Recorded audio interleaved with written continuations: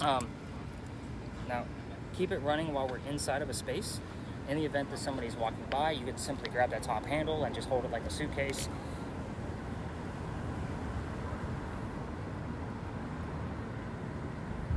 Yeah, nice slow movements. The slower the better. And if we get something anomalous, and we've been getting weird activity just over in this corner in general. Some of it I've been able to debunk, but some of it I haven't. So it's been kind of interesting to see what actually pops up out of it. Yeah. The corner, correct.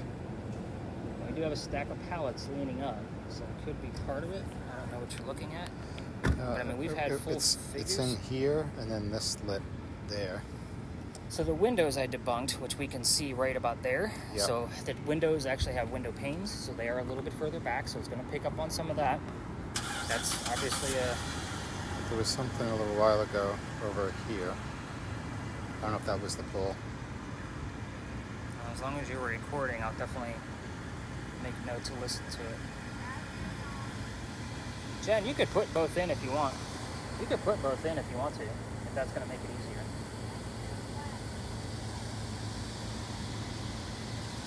But I do want to take a quick lap just to see if there's any hot spots going on around here. We've only got 2 cars left in here. We're kind of fortunate it's not a weekend. On a weekend, this whole thing is packed. Okay. So we don't always have this much space. So, ooh, that's bad. Yeah.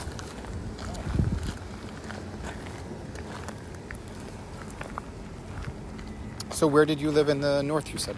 I'm from Ohio, originally. So I just caught the lyric of the song, Always Something There to Remind Me. Okay, I'll take it. I'm trying to think of who sang it, but I don't care. I know the song.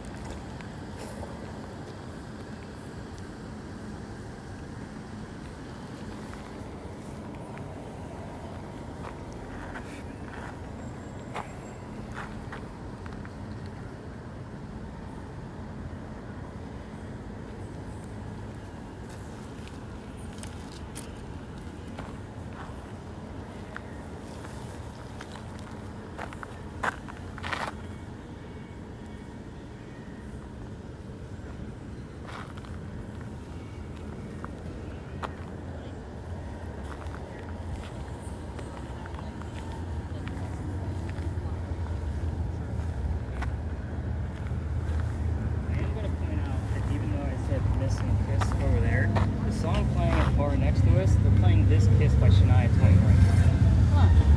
Again, I don't believe in coincidences. It's almost like somebody knows we're coming, because they do this every single night.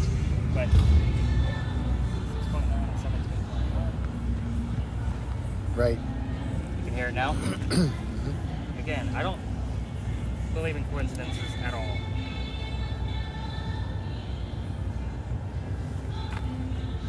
Got a quick 17.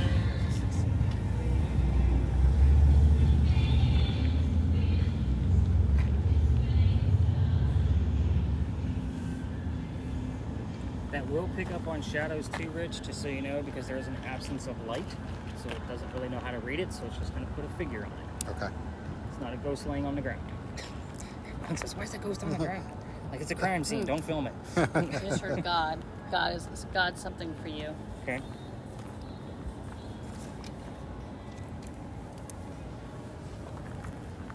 And they were a religious family. I kind of expect some of those terms, but you're also in the South, in the Bible Belt.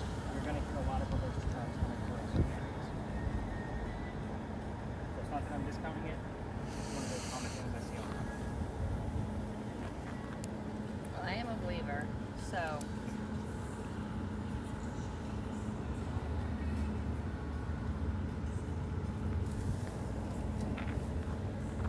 What kind of flashes you got going on? I can see them. The windows for sure. Okay.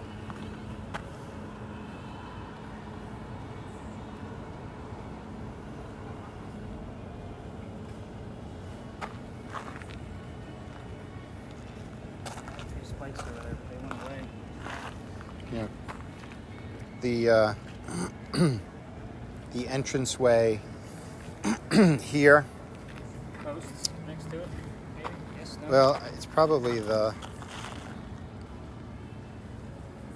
Yeah, so you have the building off in the background. Anything with leaves on it is not your friend either, normally. Okay. And then this here is the Yeah, white that's the space? Or is that the shadow Well, from it? it's probably picking up that shadow off in the distance. Yeah, in okay. that space over there, Okay. more than likely. Leaves are all in front of each other, so it's always going to make like that gobbledygook. Mm-hmm. So I normally tell the person using that, like, just watch trees. We're going to be near an ivy wall later. Like, just don't even point it at the ivy wall. It just makes it look like there's a bunch of ghosts dancing around.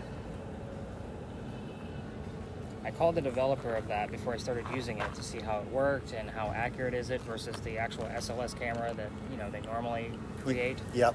And he said they use Apple's LiDAR technology. So he forced me to buy an iPad because I don't buy Apple products. And basically started diving in to see how it actually works. And he basically said it's designed to try to put a figure on something. So head, torso, and limbs. Like, that's what it tries to do every single time. Yeah. You can see how some of those areas are pretty dark. That's where I'll pause it and take a screenshot. And that's the dumpster. Yes. You had something earlier, I'm gonna guess is the back of the car. Looks like it's picking up on some of the pallet stuff back there. And when we do have a figure in there, I try to get a reaction out of it. 81.4. That's a spike. That's a huge spike.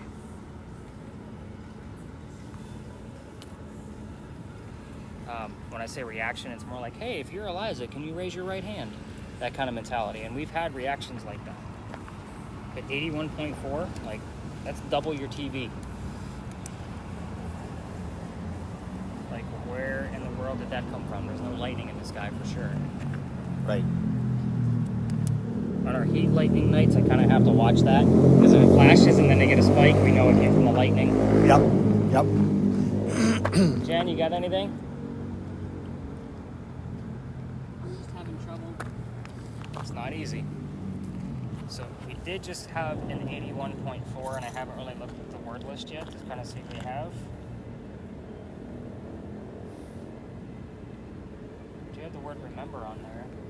Did have, like, remind me earlier. I don't see anything else specific. Why we would have the word frozen? Infinite. Obviously, still August. It's kind of a weird thing. Huh. So there's this inscription that will be from the Northeast and I was actually just telling you that earlier.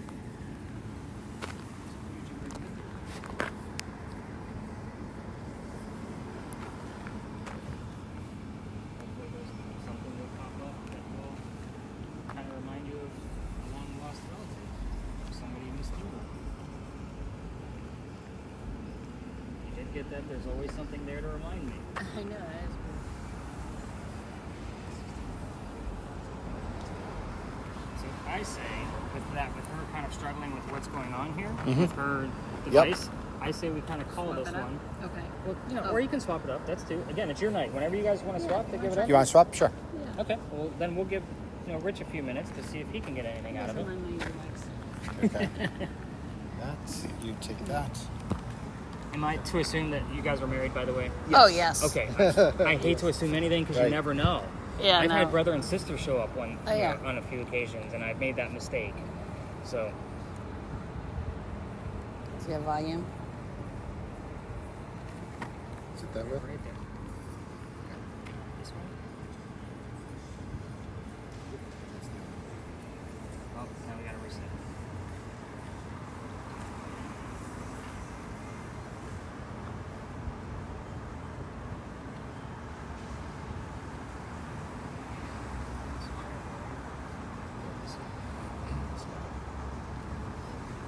Man, that garbage is bad. It does stink.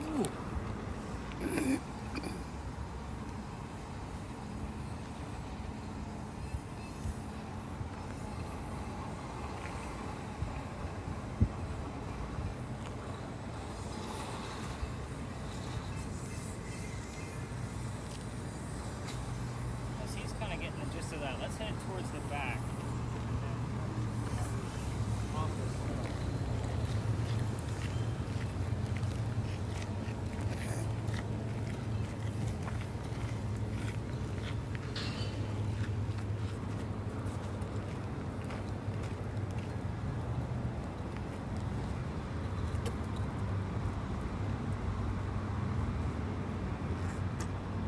So I'm going to go ahead and start covering like what the answers look like. So I always give you, no matter how many people are in the group, if I pass out enough questions to cover all of the spirit boxes that I would normally hand out. So that way you guys get a basic gist of what I'm looking for when I'm going through your data when I get back to the office. Okay. So again, you can continue to listen so you get the gist of it. If you want to, obviously give your hands a break. I know you just got it, but if you want to hit that stop button because you're just going to be recording my belly. I'm going to go down the tour of the way. I just like to explain the alley a little bit further into it. Just makes it a little bit more understandable.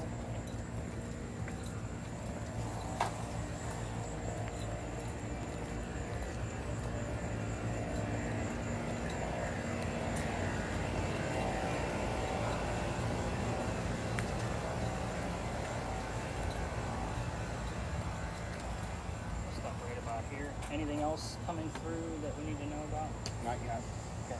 So this particular alley, like I said, is going to be, just a story, but hopefully we're going to get answers from this location while we're here. But we're not going to fully investigate. We'll go across the street up towards where I showed you. We're going to be up there by the church and Powder Magazine. So when I'm watching your video, just so you know, everything in here, there's a lot of foliage, which means a lot of leaves, a lot of things in front of another ones. I'm usually looking dead center down the alleyway when I'm watching this part of your video, just so you kind of have that thought. When other tours want to come through us, we'll just kind of split the seas, or for a small group, we can just shift to one side and let them pass by. And this is called Philadelphia Alley. So easy for me to remember because that's where Eliza's buried. But it used to be called Dueler's Alley. So this is where some of the duels used to occur for the city of Charleston. I say some because dueling was illegal. People forget that. And you had to find a hiding spot in order to kind of go through the event. So we all tell the same story. This is actually the place I'm going to be retiring this year. Every year I take out one space and add a new one because I get a lot of repeaters. This is the one I'm taking out simply because every tour comes through here. I'm still going to give you the story a little bit differently because we're ghost hunting. We're not doing campfire marshmallow campfire stories like what they're doing out there. You need the details. A doctor moves down here from Rhode Island. His name is Dr. Joseph Brown Ladd. If you hear the song Brown Eyed Girl while we're here, it's not coincidence. It's part of his name. We get it all the time. So I'm just kind of giving you a thought of what things occur down here. Anyway, he moves down here because he's supposed to get married to his fiancée, Amanda. Amanda just inherited a bunch of money from her dead parents. So she has an attorney helping her out with all of this cash flow. The attorney thinks that Dr. Ladd is just after her money. So he tells Amanda, get rid of the doctor. So Dr. Ladd comes here to Charleston to prove that he's not. He's going to start his medical practice down here to, so he can get his fiancée back. Now, as he's coming into town, the coachman that brought him in set him up to be robbed and killed. It wasn't a good start to his stay here in Charleston, but somebody was walking by and seen what was about to happen, and he knew the coachman. The gentleman's name was Ralph Isaacs. And I stopped there because Ralph has the same initials as where the doctor came from. Ralph Isaacs, Rhode Island. RI was showing up all the time on our spirit boxes. So I actually have an electronic Ouija board device. They call it an Envoy, and it has the alphabet. Any EMF detection that moves over it, if there's a fluctuation, it stops the cursor and brings the letter to a different row. We can't tell you how many times the letters RI have shown up when I'm talking about Ralph. So it happens all the time. I've had it for about 6 months. We've had it probably the same number of times. So again, I don't take that as coincidental. Anyway, back to Ralph. He tells the doctor, dude, you don't want to stay here. I know this guy. He's going to try to kill you. Come with me. I got friends at 59 Church Street. You can rent a room. You'll be safe and good to go. Sorry, I'm catching reflections off the moon from between the trees. I'm like, what is that flashing light? It's the crazy moon up there. But anyway, so doctor took him up on the offer for the rented room, and the two became friends. The longer the doctor stays here, the more money he's making. He's proving his point that he wasn't after Amanda's cash. So Amanda gets wind of this, and she's going to move down. Dr. Ladd becomes known as the Whistling Doctor. Here's what I'm going to tell you. Every haunted city you're ever going to visit in the future has a cliched whistling ghost. Ours is a doctor. There's actually proof of this one, but hopefully we'll capture that as we kind of go through this. Back to Ralph and Dr. Ladd. They go see plays together. They can't sit next to each other because the doctor makes more money. That's the hierarchy of Charleston. He gets better seats. So they go see Richard III one night from Shakespeare, and on the way home, they're arguing over the new actress. The doctor thought she was great. Ralph didn't. So the argument turns into Ralph insulting the doctor's fiancée, Amanda, back home in Rhode Island. It gets really ugly, and they go their separate ways. All the theatrics with other ghost stories. Welcome to Charleston. Anyway, sorry. I have to chuckle, because that's what they signed up for.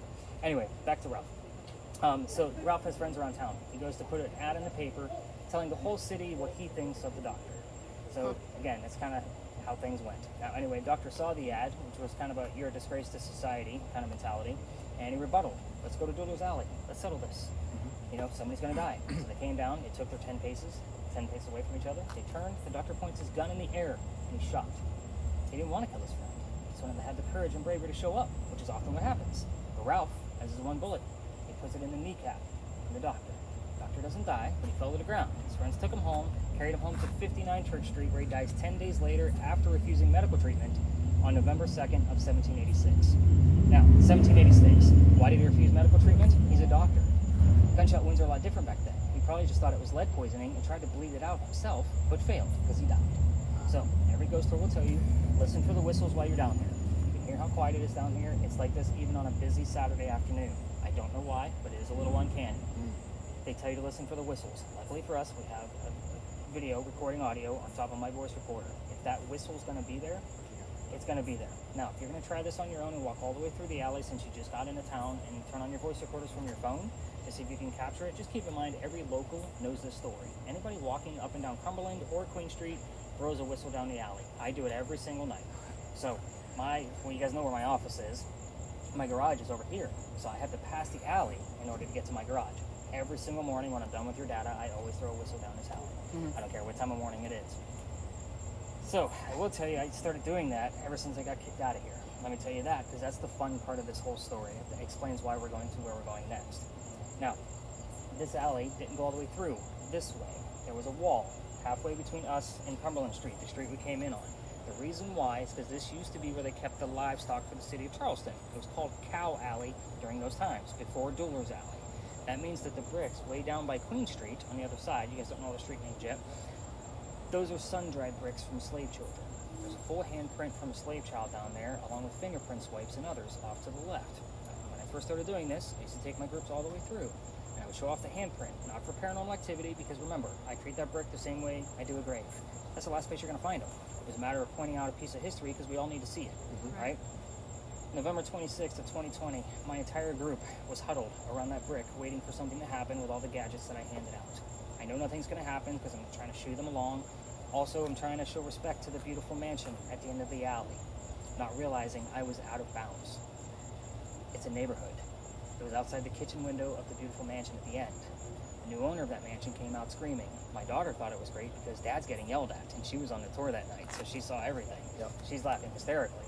We moved on, and he was like, "Where's your license?" and all that kind of stuff. The next day was Thanksgiving. I don't do Thanksgiving because I already told you I worked in retail management, upper management for Walmart for a good many years. I don't do Thanksgiving anymore. Now, I took the night off the next day. I called my partner that I had at the time, and I told him what happened, and he's laughing too. He's like, "You can't go down that far. You're only allowed to go down halfway. That's the cutoff point. Or you got to reroute the group." So I told my group that night, remember it's Black Friday, I'm sold out again. I got to reroute this, but I don't believe in the next story because I've never had anything happen up there with any of my equipment, and I'm a vampire guy, not a pirate person. We're obviously discussing pirates next here in Charleston. So before we left, somebody with a spirit box, here's the name Anne. I didn't tell them who we were going to be investigating, the famous female pirate Anne Bonny. So, okay, we'll see what else we get. We go up there, I told them what little bit I did know about piracy. Somebody else hears the number 300 on another spirit box. I don't know what that one means. I write it down. I'm doing the research for him the next day. We were there November 28th of 2020. Anne Bonny's trial for piracy, November 28th of 1720. We were there on the exact 300th year anniversary of her pirate trial. Wow. So that's normally the reaction I get. The wow or the jaw drop, right? Yeah. Sounds great. I was actually pretty pissed off. Let me tell you why. You already know that I have a master's degree in creative writing in English. Even when I'm writing, fiction, I still like to require actual facts and data to be able to create a great fiction story. When I'm doing this, it has to be absolute. Pirate stories come from pirate lore written 100 years after the alleged time of their happening. Yep. That's the problem. That means I have to read even more books on a subject that I'm not super keen on to making sure everything matches up. I have tell you since that time I've read more books on piracy than I ever wanted to in my entire life to make sure like everything we're going to be discussing came from a minimum of 2 resources, and I'm trying to be as legitimate as possible with as most accurate information as possible. So it is a 50-50 shot that we'll even see or hear anything from Anne over there because she's said to be seen all over town. The hope is that she's going to be there for the same 10 to 20 minutes that we're going to be, and that we'll capture activity from her. Hopefully also we're going to get things from this particular location. This is normally how quiet it is when there's no air conditioning, by the way. So you can see where whistling can be, heard, and it's going to be very faint. It's not going to be very obvious. So if you guys do that voice recording thing, it's very faint and in the background. Because again, we don't get a whole lot of wind down here either. It stays pretty warm down here all year round. But the gate before we leave the space, you guys look very enthused. Like you guys are like locked in. I love it. Not a whole lot of other tours talk about this. This is like the one thing I'll be losing by not doing the space anymore. Remember I told you that the alley didn't go all the way through? Yes, because the livestock. Right. In the event there was a loser to a duel down the middle of the alley, this was the shortcut to get to the cemetery on the other side of this wall. Otherwise, they're walking all the way down to Queen Street, which is, this alley's pretty long. You can't see it because they're blocking the view, but then they have to double back with a dead body in order to be able to go celebrate the winner with a pint. So I call this the Death Gate. Now, the wrought iron that you see was probably put there in the early 1900s, but obviously the archway is definitely from the original wall. So, again, it's just a weird little thing. You wonder, like, why is this even here? It's locked down. You can't use it. It's not an easement for us to get over from this property over to the church property. It's literally, this used to be the shortcut, because that's still a courtyard. But the cemetery on the other side didn't always have its fence around it. It was easy access for the public back then. So, any other major questions on dueling? Did you hear anything else that I need to know of? No, not yet. Are you good with that still? Yeah. Okay. So the next piece, we'll go over the history of that location, and we will be able to spread out without a garbage smell. I'm sorry, that was horrible. It's not bad at all. I don't know if it's from the humidity or the weather changing for us. Like, this is actually cold for us, by the way. This is cool. Yeah. Like, I'm actually pretty comfortable. So 2 weeks ago, I was literally showing up to meet with you guys, and I got a full group in front of me, and literally I'm drenched. I mean, you know where I came from, from across the street from where you guys were staying. Right. But I was literally drenched because the bag weighs about 30 pounds. So that's not all that extra weight, and then if I have a full group, they're going to empty it, which makes my night a whole lot easier. It's just I'm on my toes a lot more because obviously I'm chasing down 12 people. Like, what's going on with yours? What's going on with yours? Right. That kind of mentality. I was going to say, they're really quiet. Where did they go? Have you been recording this whole time? I have. Awesome. Is that okay? So you can keep it going as we go up and around the corner, completely up to you, but you've seen where we're going to go, so we're going to go up near by the powder magazine. But I expected one of you to have Tourette syndrome with the spirit box by now, so have you heard anything else? No, just because I'm having some trouble just because of the static and then trying to listen to the word. By the time I try to grasp the word, it goes to the next one. Was that a little bit of your challenge? Yeah, it's hard. It's not easy. It's not easy It's at all. not. It's not easy. It's not easy. Now, when you guys get your recording back, now I listen to it with 2 earbuds in, and they're high quality. So I don't know what kind of, if you guys use earbuds or headphones or whatever. But that's usually how I recommend you listen to that. But this being out here on the streets, like, those are very cheap earbuds. I know they're very tinny sounding. It's not exactly easy to listen to. But you guys will realize when you go through it on your own with your own equipment, like, it'll be a whole lot easier. And I give you the markers of what I found. So if you can't see like how I listen to it, the marker's there if I heard Ivy Wall or something along those lines. So that way you can see where you can go right to it. You ready to learn about some rated R pirates? Sure. Yep. All right. I love how you got my dad joke. My daughter would have smacked me at this point. She does not like my dad jokes at all. I'm still recording, right? You can if you want. Your footage. You never know. Somebody might pop up and say hello. Those weren't ghosts. Those were real people.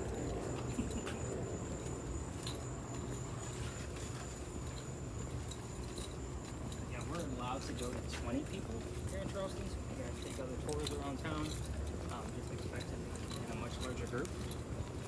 So how many people were in your guys' group today on the plantation? Very small. There was 5 total. with 5 us. with us. What plantation were you on? Middleton?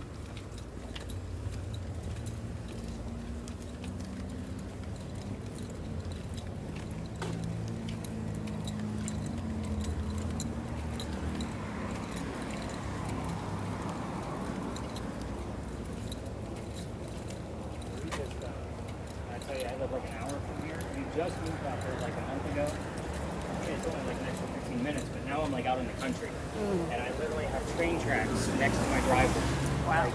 And there's nothing out there. So all you hear is this train coming by like every other hour or so. So when we get like a storm out there, it's like it's kind of crazy. Dogs do not like it at all. They're used to hearing neighbors. Not a train in some rain.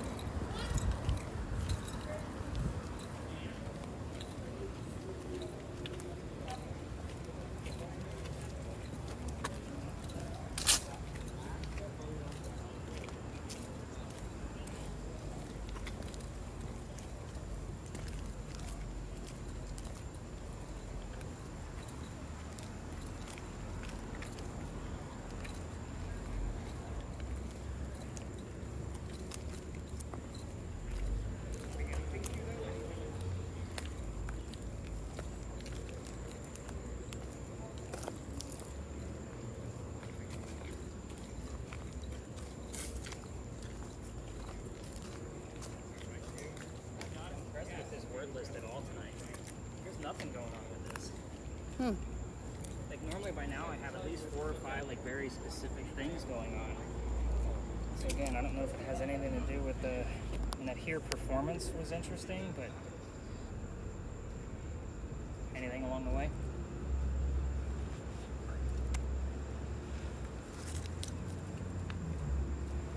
Looks like you got the roof of the building over there. So, every ghost story, like this whole corner is just littered with ghost stories, so you're going to see a lot of groups around here. We all talk about the Powder magazine. We're just going to be looking at it in a much different light because we're going to be discussing pirates, and most people come here to talk about the architecture of it. So that held gunpowder for, oh, by the way, those are not crosses on the building. Let me first point that out. So the little small building, those are earthquake bolts. Did anybody explain what those are to you guys yet? No.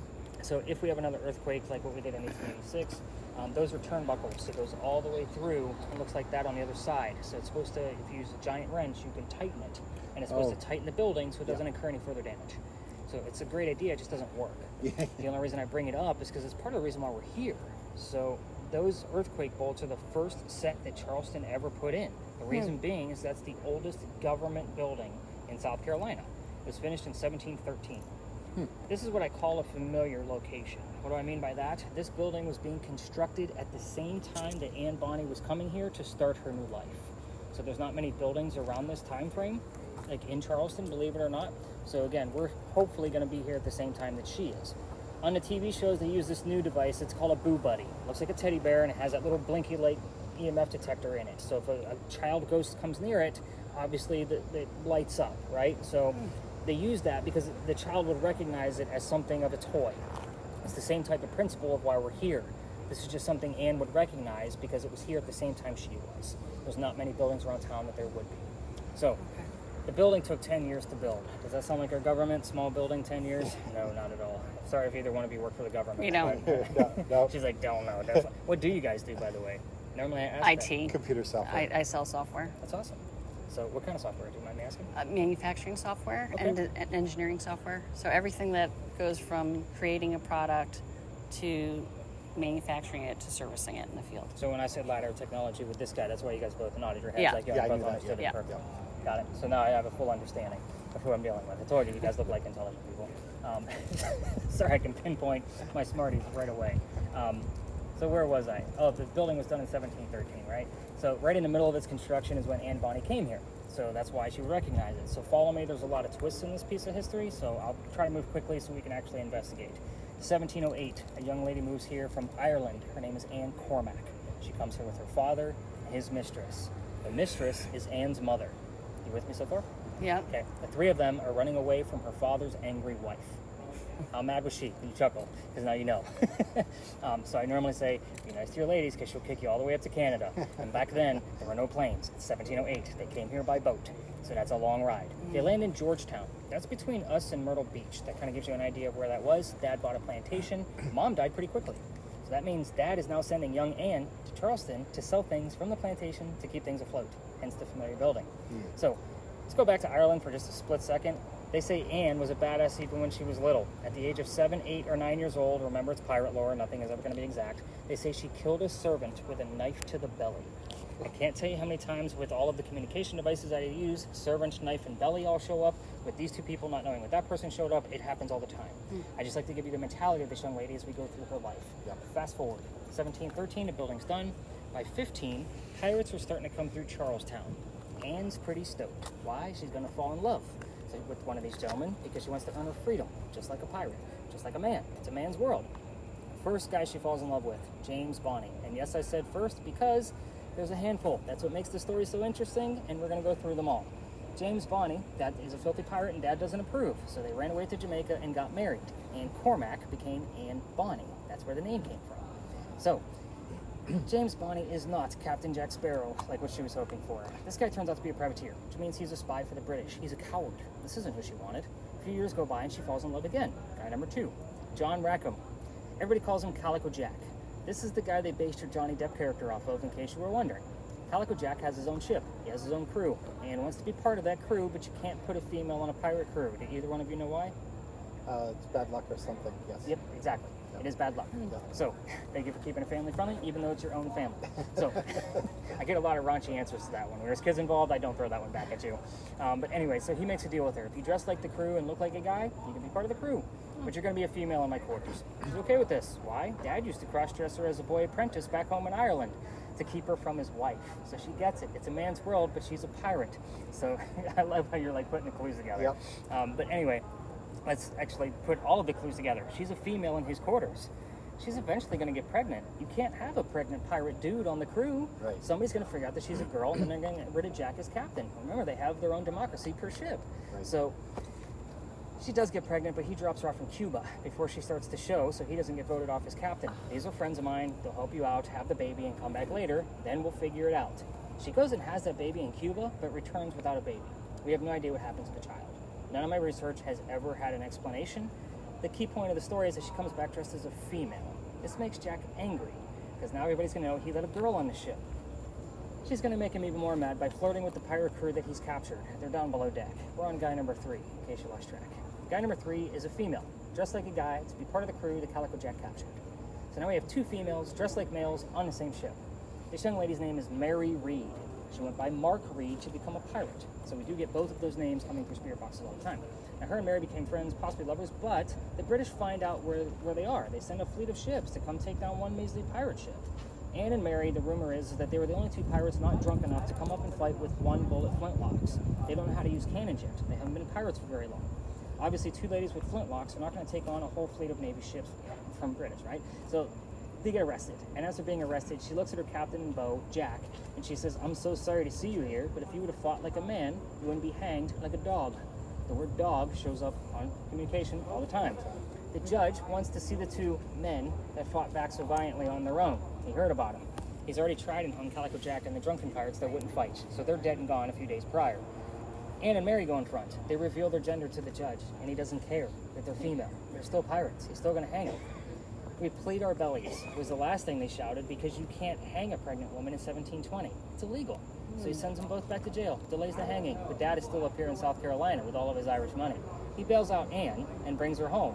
She remarries. That's husband number 2, but guy number 4. We're going to count Mary. We don't really know. Right. She has 4 kids and dies at the age of 84. Very abrupt ending, because we don't know much about her after her pirate career.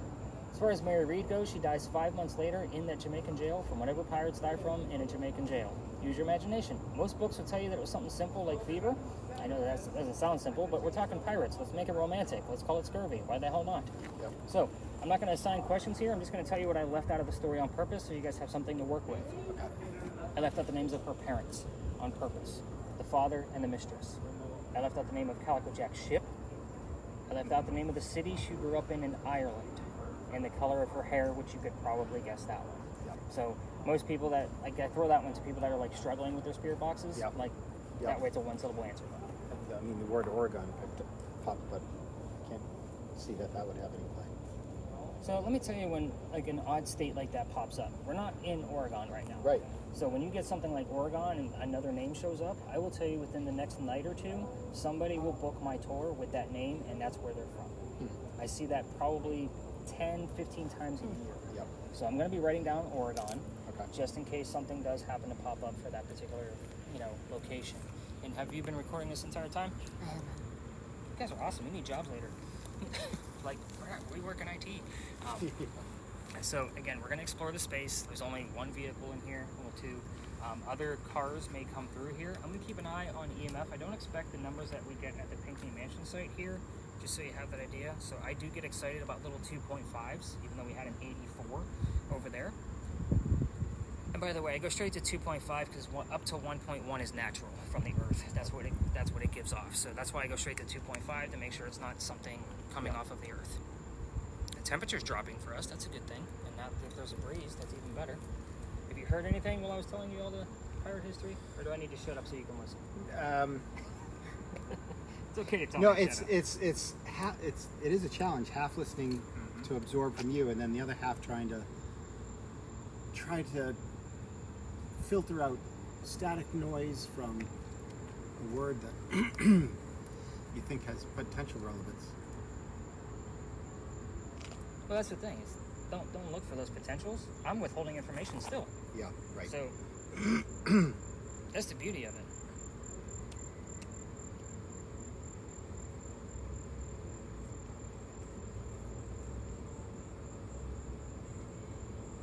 So you should be picking up on like the cones, the tree, the sign. You should have a little bit of that stuff starting to come Church. through. We are near the biggest steeple, so I'm gonna write that one down for sure. That's St. Philip's. If you guys have another ghost tour like book this week, or am I the only thing? You're the only thing. We thought we'd go with the best. I'm honored.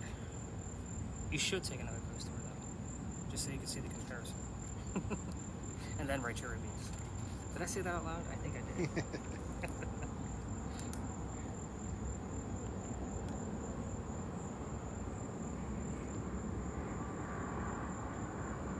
And if you're here, we would like to hear some answers from you. Make this nice, quick, and simple tonight if you'd like. You just got to give us some direct answers. Let's just go straight after your parents' names. If you can give us those. What is that? Believe.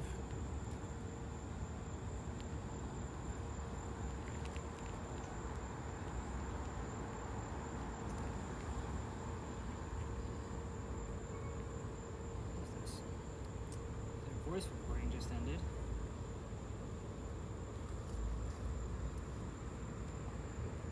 You said the word believe? Halo. Church. Lots of religious terms.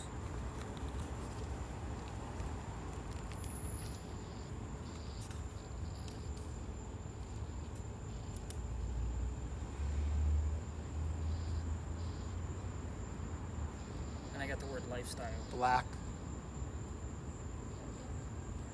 It shows up here all the time. I'll explain why in a moment. Black. Take a wild guess. We're talking pirates.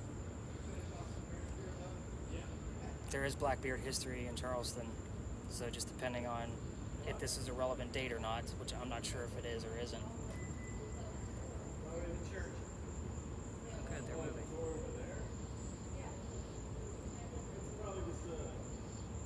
So you guys have mentioned several times on being church members and is that a normal, like a regular, because I have the word lifestyle, and I'm just wondering if what he's hearing between believe, halo, church, and I have the word lifestyle. That's me. Okay. And What? talking about he's church, halo, lifestyle just came up, and he's saying, I mean, I'm definitely, we both are, but I would say that I'm very much so. Okay. I'm just, because Yep. again, I do get a lot of church related terms here. So Yeah. this is where I start determining, like I just looked down and seen the word lifestyle. So is that pertinent to you guys, or is, because I know it's not part of my lifestyle. But again, I do expect things like church, steeple, pew, Bible. I do get a lot of those kinds of terms here. So it Yep. just helps me determine whether or not it is something more relevant to you, or if it's something that I would commonly see here. I Right. have to question it when I see words like lifestyle. So the other I think it's question- me. So who did you bring? So again, we had something else that showed up that was relevant to you earlier. So you've had some time to think about it, and they just scratched their bumper. That's awesome.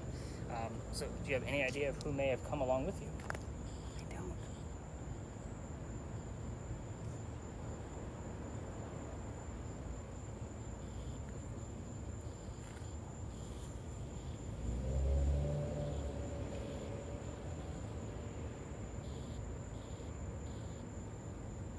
Just didn't know if you had time to think about it. Yeah,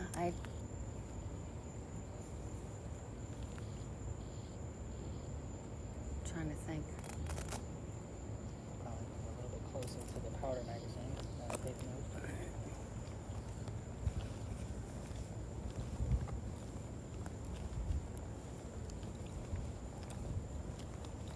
What was the other term? Do you remember that was relevant to you? Heaven. Again, to me, it's common because of where we are. Where we are, right.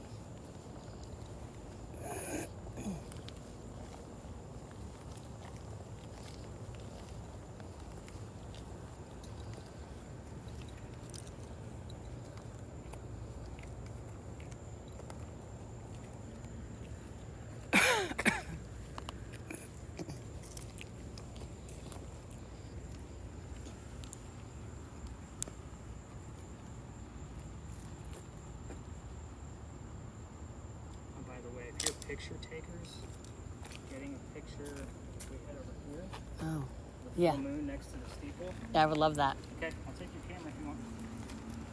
Wait. All right, I'll let you be tourists. Your best shot. Best shot? Oh, hit me with your best shot? Well, that sounds dueling to me. Yep, that was my first thought. I was waiting for you to say best shot as in a camera shot. Oh, yeah.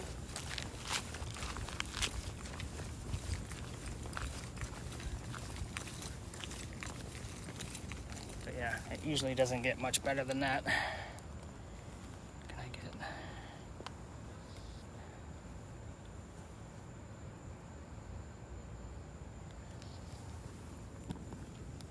And it's like perfectly clear out here too.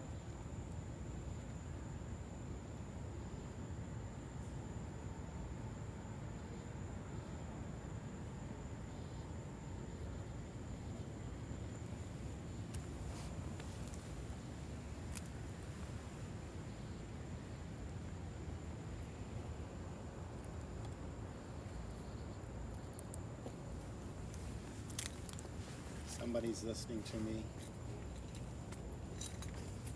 Somebody's listening to me. That's what he heard. I can normally tell when you guys are making conversation versus you telling me what you've heard.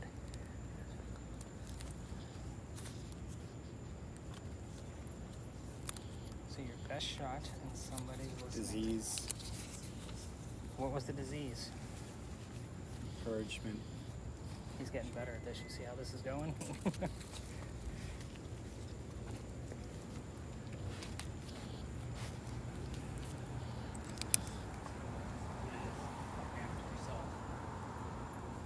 Best shot. Oh. Did you have that back?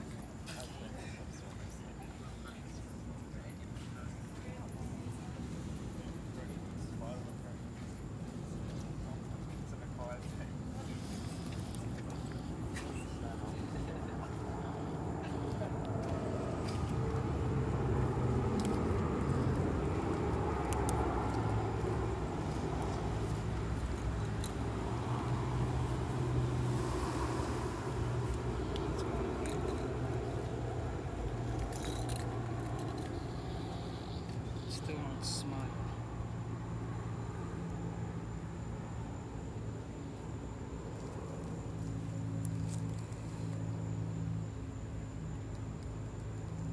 Just not impressed with the list.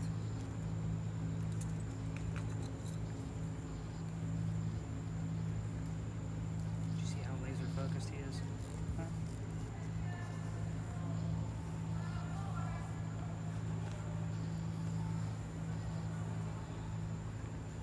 And if you're here, feel free to give us any answers, or else you know I'll wrap it up pretty quick.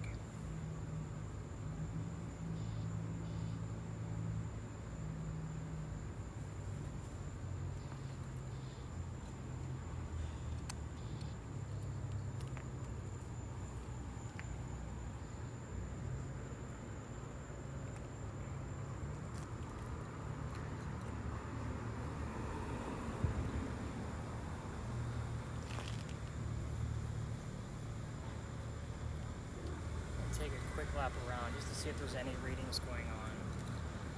Again, I'm not getting a whole lot other than from the parking meters on this side.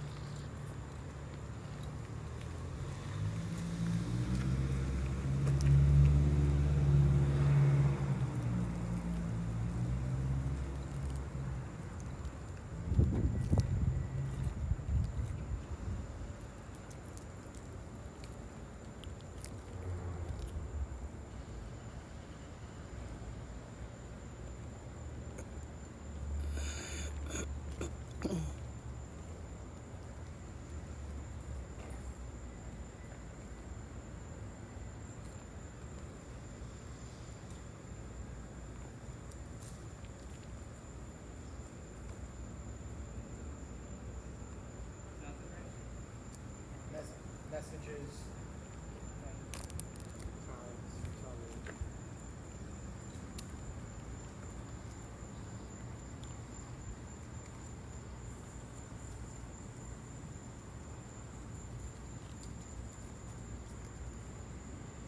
God's place.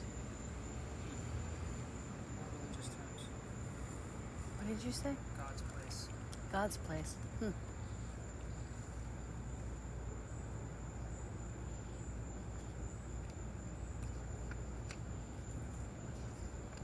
I find it very interesting. Like, I don't normally have this much religion coming through while we're here. I might get 2, maybe up to 4 terms. I think we're up to like 6 or 7 while we've been here.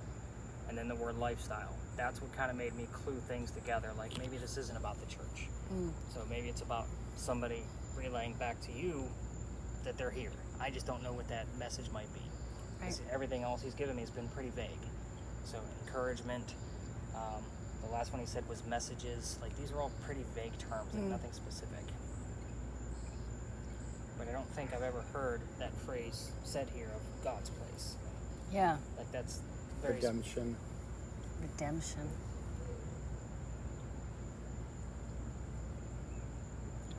Since I said that, I don't know if he's seeking it out, but he hasn't said much. So when he does say something, it's usually something on a religious front. I know. It's so interesting. It is. That's what's intriguing me about the whole scenario. So I will tell you this. Any trepidation I had about tonight was worrying that was I overstepping any boundaries with my faith by connecting with the afterlife. Sure. So I had thought about that. Didn't prevent me from signing up and wanting to do this. Right. Plus, I think I was thinking exactly what you are doing was that it was Can you more tell me what happened? more around spirits associated with Charleston, not with me. So it wasn't like I was going to someone to try and make a connection. And some people don't come with an agenda. Yeah, I prefer- I came with an open slate. I was like, I'm open-minded. I'll see what this brings. But I wasn't thinking it was someone who's going to, come through you or come to me about me. Right. So here's normally if somebody comes to me with an agenda, they just lost somebody, mom died, grandparent, so Yeah. forth and so on, and they're hoping to make a connection. They don't really care about whatever history I'm going to tell them. They just want somebody with the capability to interpret Yeah. data, like based on what I do. And that's fine. I just need to know that ahead of time. Yeah. And I didn't feel like I was getting that from you. Nope. Not at all. No, So not as far whatsoever. as, and I get a lot of folks that are a little hesitant based on belief systems, religious values, so forth and so on. And I understand that too. I was raised Orthodox.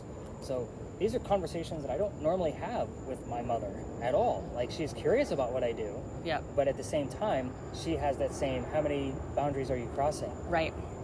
Right. I'm like, at the same time, I was like, I can't deny that there's all the coincidences that keep happening night after night after night, but I'm teaching people how to listen in that are also curious about the paranormal because the TV portrays it in such a dark light. I was like, I don't do that. I was like, I put it on a science light. Right. Not to mention, it's respectful, the way I approach things. So, Right. I believe it or not, I actually was going to retire the Pinckney Mansion site because I was getting a lot of those like kids that just want to have a good spooky night, but are going to be disrespectful to a prominent family like the Pinckneys. So I kind of gave it a break for a few weeks, but went back and said my piece. I will tell you that every night before I meet with you guys, I go to the Pinckney Mansion site. Like, I make a loop around to make sure I can cut through, and I tell Eliza Daughter.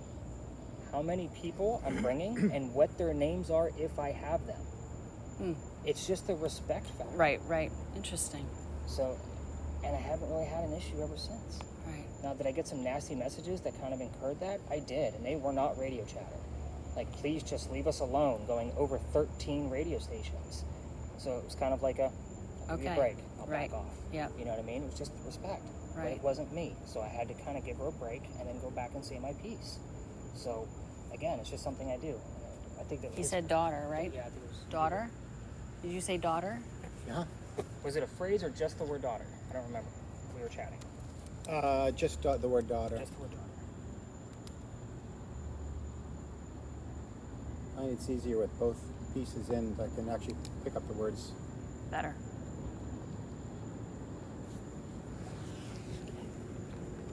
So, I think we head back over to the wall. Okay. Want to get a I think picture? we have a lot of religious phrasing, like what we said earlier. Yep. The word daughter is something that could be relevant, and I'll explain that once we go over to the wall Can and get it over may I there. take a picture of the two of you? How about it? It's your night. I'm used to it. as a writer. I'm used to pictures and signatures and. Can you take a picture of me with this? Sure. Picture you too. Yeah, kind of flip it around a little bit Are so you- he can see it. You want me to turn around? Yeah, so he can actually see what it actually is on there. We don't have any. Got it. So you said, But there's stories around this corner that I don't always tell unless something arises. The word daughter has possibility, but it is one of those pieces where it's a myth and legend around Charleston, but it is definitely based on the paranormal. So once we get over to the wall, I'll kind of show you like why all the other ghost tours go across the street, and it is always a little on the darker side of things. So it does tell you about the story at the cemetery. Actually, we can kind of break this up a little bit because it's not like it's just us. So cover the answers here first, and then I'll take you across the street and show you why they do that story over there. So the answers here are very simple. So obviously Anne's hair color was red. yeah, I Yep. figured. Right. And then the names of her parents were William Cormack and Mary Brennan. This was not another subliminal trick. We just happen to have two different Marys in the story. Okay. So Mary Brennan, by the way, was a servant for the Cormack family. That should kind of give you an idea of how the father met the mother.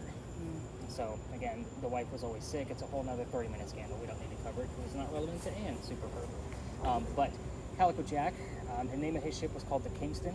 But I will tell you that Calico, I don't expect the word Kingston to come through on your spirit box. The word King would suffice here.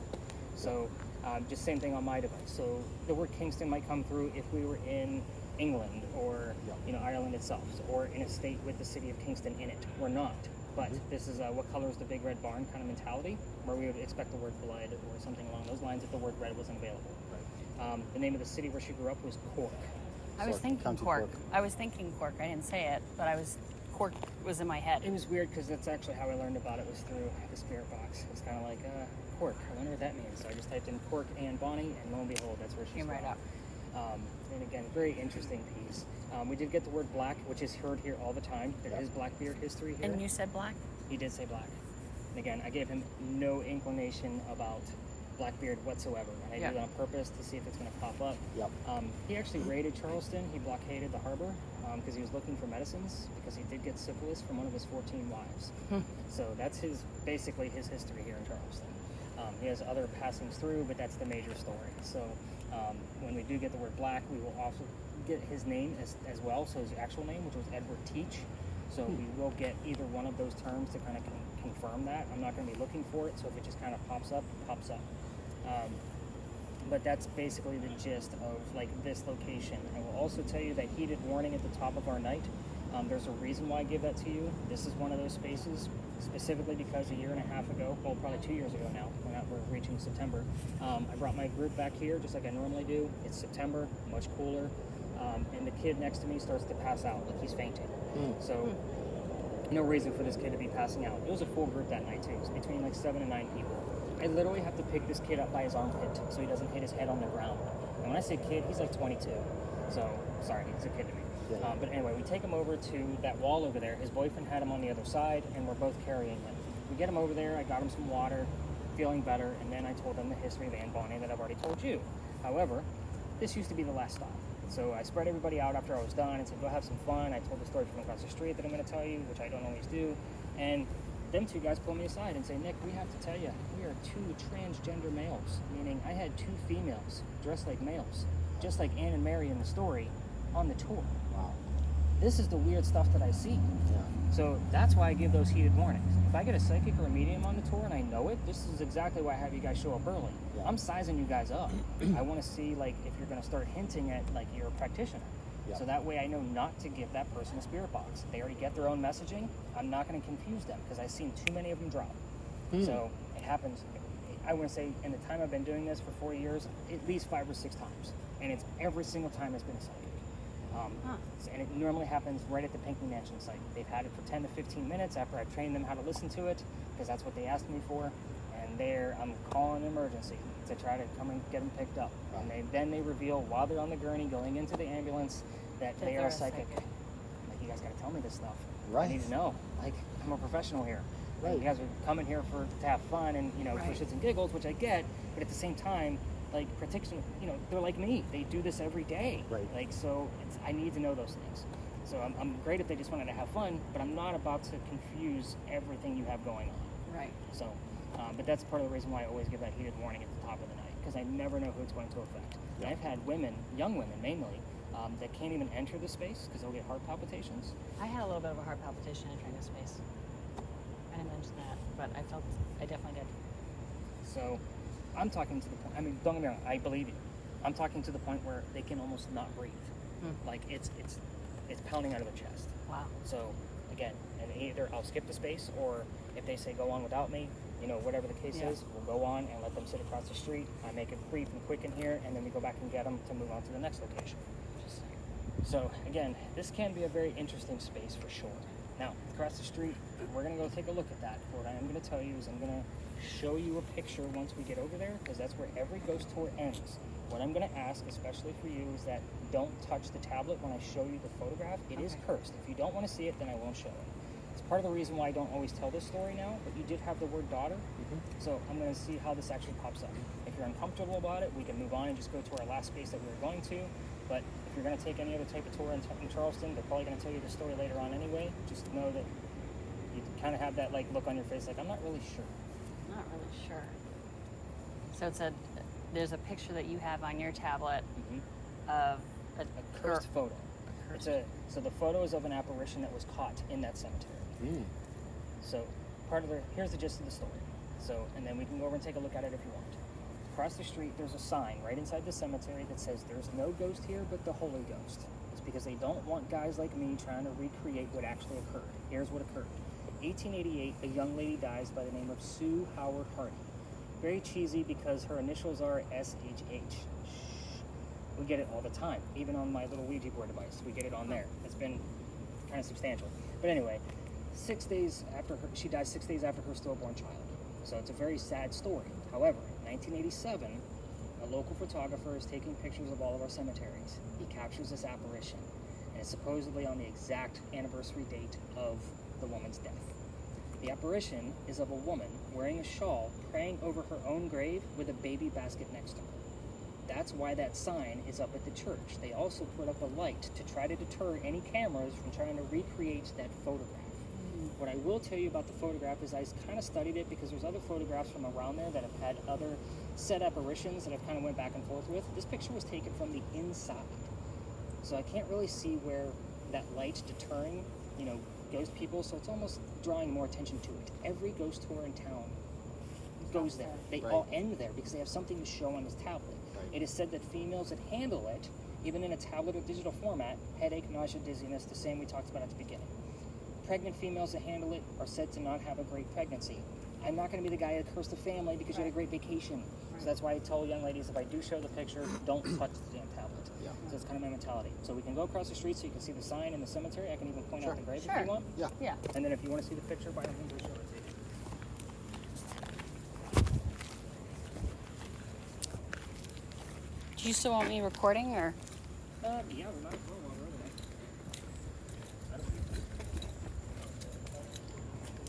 Oh, he's gonna. That's every single tour. Kind of goes over it, kind of checking it out. Kind of give them a minute to get through it. Anything else you may have heard while we're sitting here waiting on them? Anything else you may have heard? Moses? Right off the market. Yeah, this is right down the street. Yeah, this is Church Street. Yeah, right down there. So, if you come back into the market, This is actually our tallest steeple. So if you guys ever get lost around town, just look up. This is St. Philip's. 21. Numbers never lie.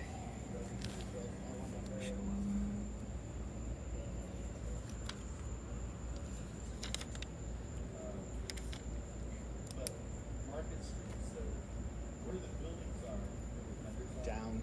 that's North Market, South Market, West Market. So building south of Market.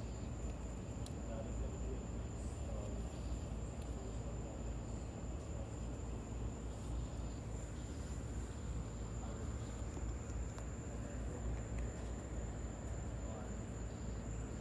The reason why I'm waiting is because if we go over there with this equipment, I usually get asked a million questions, and I don't want to take my focus off the two of you.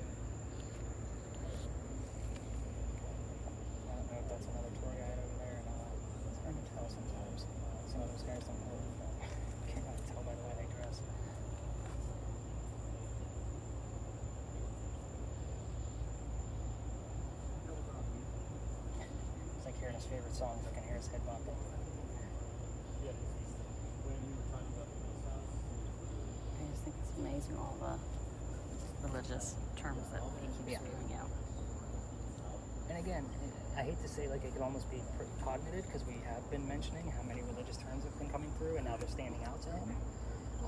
But I don't find it coincidence that I said we could have Miss and Kiss and then we hear this kiss on another. I'm like, you gotta be kidding me. So somebody's, it's almost like they hear, like they follow me around town and kind of hear what I'm about to tell you guys, even in weird conversation like that. I don't use that as an example, like ever. Like I usually say the word house and yes, like that's the example I would give, not this and kiss. Like it's just a weird phrase that I came up with tonight. Like I was jogging my memory, like how can I explain this a little bit further? Since it's just, you know, the three of us.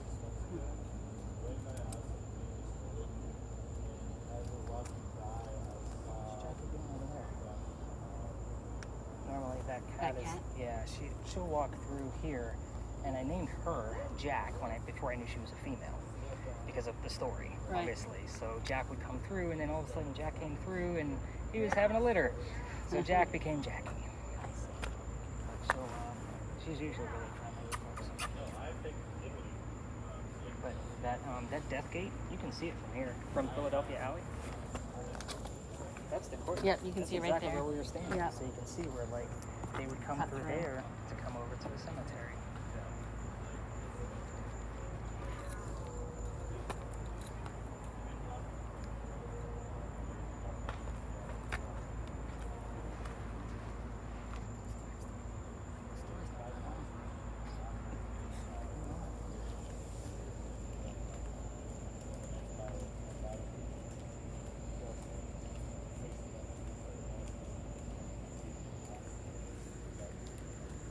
There's a lot more pirates.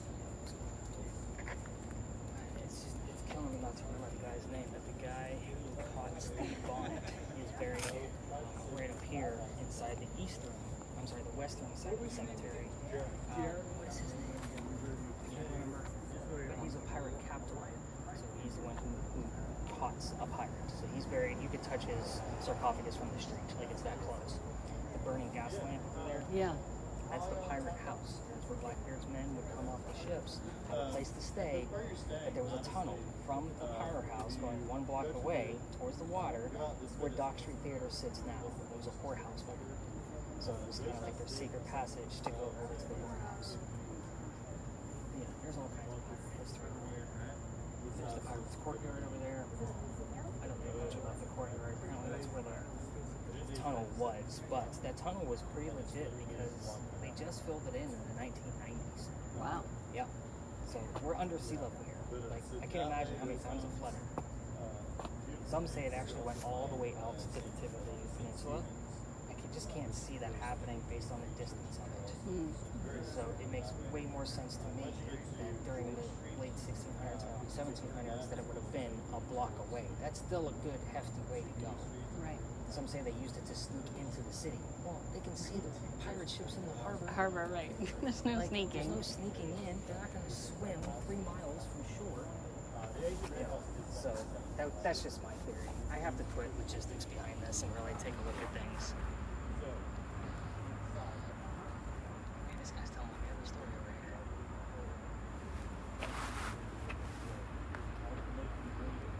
When you guys are walking around, the western side is always open during the daytime because that's where John Calhoun is buried, 7th Vice President. So any presidency burial has to be open to the public. It's also because this side, because these both belong to the same floors. If you're a native Charlestonian, you get buried next to the church, the graveyard. If you're not from here, you go across the street. John Calhoun is not from here. He's across the street. They actually moved his sarcophagus several times across Church Street, trying to figure out which way he was supposed to go, because they thought he was from here. Turns out he's not. So it's a very interesting tale. I think they also kind of added that tale in because there was a lot of prominent politicians across the street. So I don't think they wanted all of those this has never been open in the, what have I been here for 7 years now? In the 7 years I've been here, Yeah. I've never been to that side of the cemetery. Oh, really? That's a first. Never been in there. I can't believe he's still there. Yeah. It's like he's giving us whole tour right there.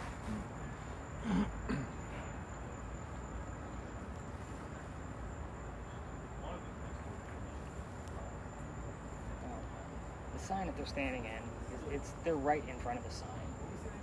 What we can do is we can kind of go up to this corner right here, and I can show you where that grave would be.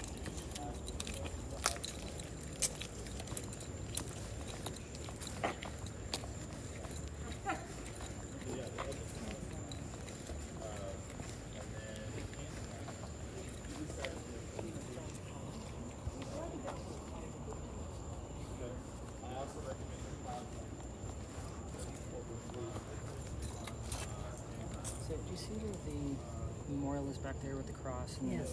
so it is the headstone just past that on the left. So it is on the left, but there's another headstone that looks identical to it. Yeah, behind it. it. So that is Sue Howard Hardy's grave. The photo that was taken from the back left-hand corner from here. And the light off to the left is what's here to deter us from trying to recreate that photograph. But it seems odd to me since the photograph was taken from the back of From the backside. Yeah, it just seems odd.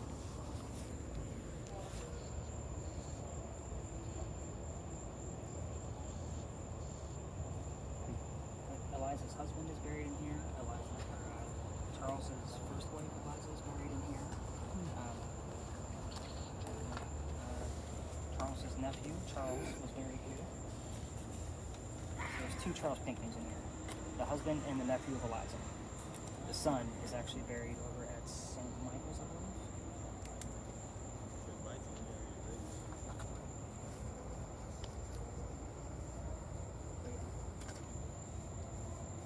This is where every ghost tour stops. This is their ending point because they have something to show. So I gotta kind of explain the last location too because it's gonna be a little bit different. So we're gonna go up and around to Washington Square. Do you want to show us the picture? Do you want to see it? It's up to you. Yeah, You wanna see it? Okay. Yep. I was waiting to see if you were going to. So again, I leave that when I have a group this small. I'll leave it in your hands if you want to see it or not. I'll even zoom in on it so you can see it a little bit more clearly. I will tell you, just from somebody who studies this kind of thing regularly, if you type in top 100 apparitions ever caught in America, this is one of them. So it's usually in one of those top 100 lists. So every ghost tour in town naturally has to thrive themselves on that. So this is the full photo that he took.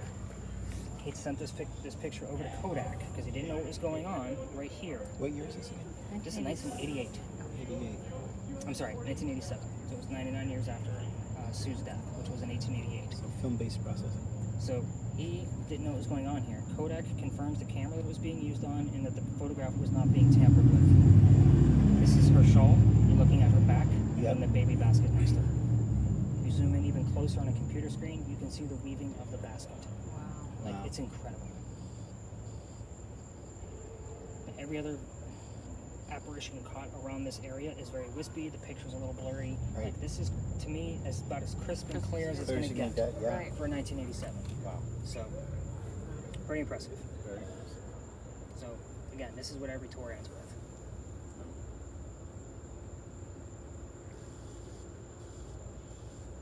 And we would be looking from this direction this way, right?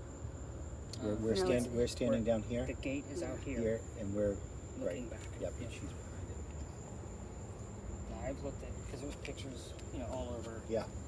and I've analyzed it, like which view is this actually coming from. So it's coming from the back left.